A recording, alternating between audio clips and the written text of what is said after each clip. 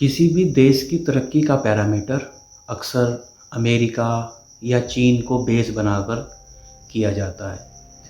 आप लेकिन अब दुनिया में एक ऐसी चीज़ है जो ना तो अमेरिका के पास है और ना ही चीन के पास है। यह एक ऐसी अनमोल चीज़ है जो रूस के बाद अब सिर्फ भारतवर्ष के पास है, यानी हिंदुस्तान के पास है। भारत ने अपने सिविल न्यूक्लियर प्रोग्राम में एक अहम और हिस्टोरिक ऐतिहासिक बड़ी कामयाबी हासिल कर ली है। प्रोटोटाइप फास्ट ब्रीडर रिएक्टर यानी PFBR, यह शब्द बहुत सारे लोगों ने बिल्कुल नया नवेला सुना होगा। यह वो शब्द है जो आने वाले दिनों में देश के एनर्जी सेक्टर की दशा और दिशा दोनों को बदल देगा।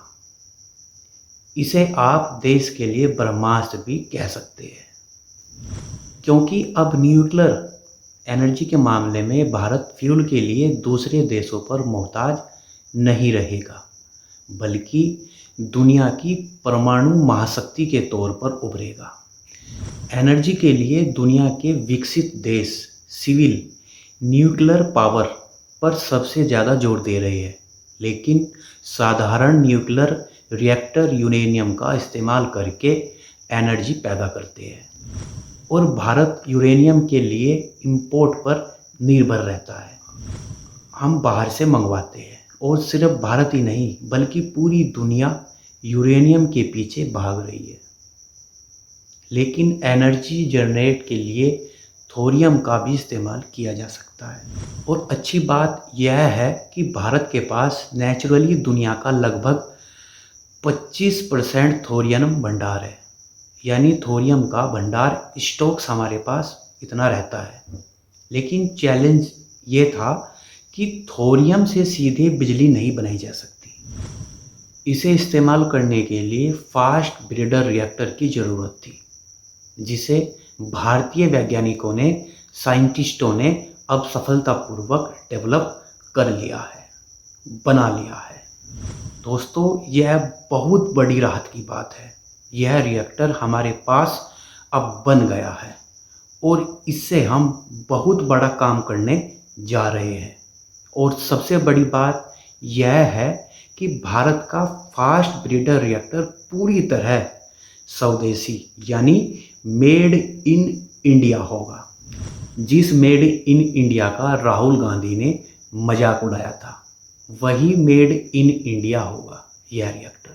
करीब 12 साल पहले जब प्रधानमंत्री मोदी ने मेक इन इंडिया की शुरुआत की थी, तब से अब तक विपक्ष ने खास तौर पर कांग्रेस पार्टी लगातार आत्मनिर्भर भारत का मजाक उड़ाती रही।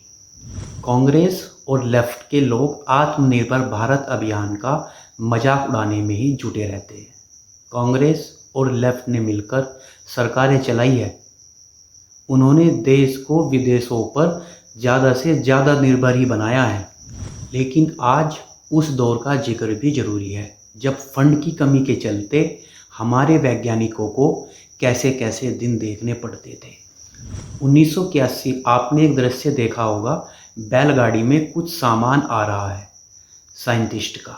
1981 में कांग्रेस की सरकार के दौरान भारत के पहले कम्युनिकेशन सैटेलाइट एप्पल को लॉन्चिंग साइट तक ले जाने के लिए बैलगाड़ी का सहारा लेना पड़ा था।